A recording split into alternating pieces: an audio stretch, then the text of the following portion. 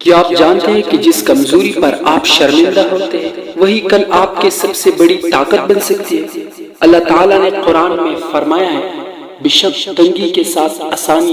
دنیا کے بڑے بڑے لوگ اپنی سب سے بڑی کمزوری کو ہی طاقت بنا کر کامیاب ہیں، تو ایک مسلمان اپنی کمزوری کو اللہ کے بھروسے پر کیسے طاقت نہیں بنا سکتا؟ تمام تعریفیں اللہ رب العالمین کے لیے جس نے انسان کو کمزور پیدا کیا، لیکن ساتھ ہی یہ بھی سکھا دیا کہ وہی کمزوری انسان کی اصل طاقت بن سکتی ہے۔ میرے عزیز بھائیو اور بہن، انسان کی زندگی میں مشکلات آتی، کمزوریاں آتی، کبھی جسمانی، کبھی ذہنی اور کبھی مالی، لیکن یاد رکھ، اسلام ہمیں یہ نہیں سکھاتا کہ کمزوری پر شرمندہ ہو کر بیٹھ جائے، بلکہ یہ سکھاتا ہے کہ اللہ پر بھروسہ کرے اور کمزوری کو ہی ہمت اور طاقت میں بدل دے۔ حضرت موسیٰ علیہ السلام کو دیکھ لیجیے، ان کی زبان میں لکنت، وہ صحیح طرح بات نہیں کر پاتے، لیکن اللہ نے انہی کو پیغمبر بنایا اور فرعون کے سامنے کھڑا کیا۔ یہ اس بات کی دلیل ہے کہ کمزوری اللہ کی طاقت بن جاتی جب بندہ اللہ پر بھروسہ کرے۔ اسی طرح نبی کریم صلی اللہ علیہ وآلہ وسلم نے فرمایا،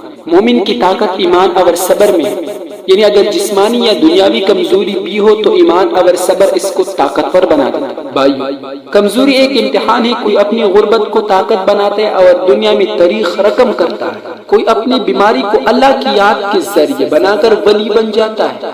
اصل راز یہ کہ ہم اپنی کمزوری پر رونے کی بجائے اللہ سے دعا کریں اور محنت کریں۔ قرآن کہتے ہیں اللہ کسی جان پر اس کی طاقت سے زیادہ بوجھ نہیں ڈالتا، یعنی جو بھی کمزوری اللہ نے اسی کے اندر طاقت کا بیج بھی رکھا ہے۔ تو یاد رکھیں، آج آپ جس چیز کو اپنی کمزوری سمجھتے ہیں وہی آپ کے مستقبل کی سب سے بڑی طاقت ہو سکتی ہے۔ اگر آپ صبر کریں، محنت کریں اور اللہ پر بھروسہ کریں، اللہ ہمیں توفیق دے کہ ہم اپنی کمزوری کو ہتھیار بنائیں اور ایمان، صبر اور شکر کے ذریعے دنیا و آخرت میں کامیاب ہوں۔